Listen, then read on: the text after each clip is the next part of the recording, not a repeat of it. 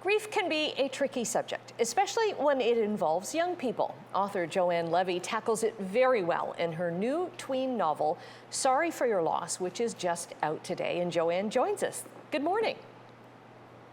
Hi, thanks for having me. This is an awesome book, I gotta say. Even though it's written for a tween audience, I could really relate to how the main character, who grows up in a funeral chapel, how she relates to, okay, death is a normal part of life. Yes, and thank you so much for saying so, and thanks for having me. Yeah, and that was one of the reasons why I wanted to write the book, is to show that for many people, grief and loss and funerals are just a part of the family business, something that I've always found interesting. Because you yourself, like your father, manages a Jewish funeral chapel here in Hamilton. He does, yeah. I didn't grow up in the funeral home the way the character in the book does. My dad came to it. I think he started as a volunteer in about 2000.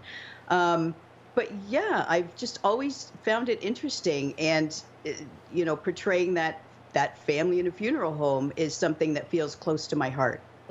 Because the girl, who's the main central character, she's really bullied by other girls in her school because, they call her the corpse girl, and that she smells of rotting bodies and all that kind of stuff. And I can see people are afraid of funerals.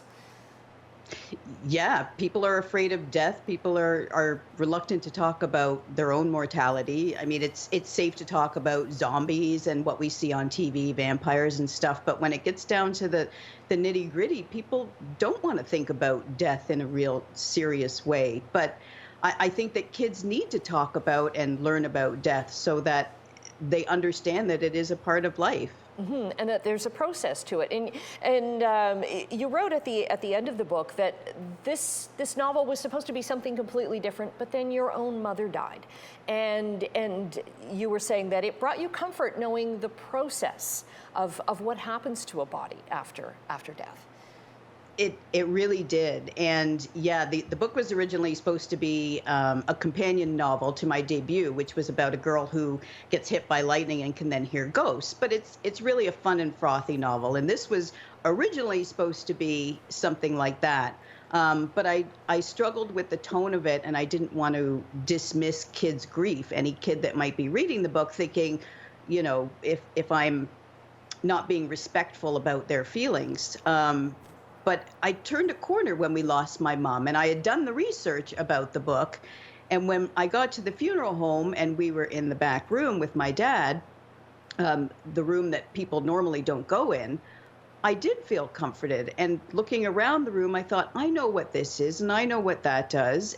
And it made me feel better.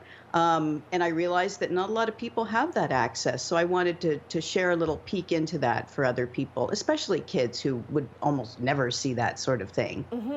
And you share lots of details on some really beautiful Jewish traditions and rituals that happen after death. Yeah, and that was another reason I wanted to write it, was to sort of shine a light on the things that we don't normally see, but are so important and respectful ways of dealing with the family and the body, the deceased person. It's just a nice thing to know that your loved one is taken care of, and that people gather around, and it's part of the rituals to be a part of a community and embrace each other. And I thought that was really beautiful. Right. Well, I really embraced this book. I really enjoyed it, Joanne. Thank you for writing it, and congratulations on the book's debut today. And we'll get information on where it's out, because it's in bookstores now.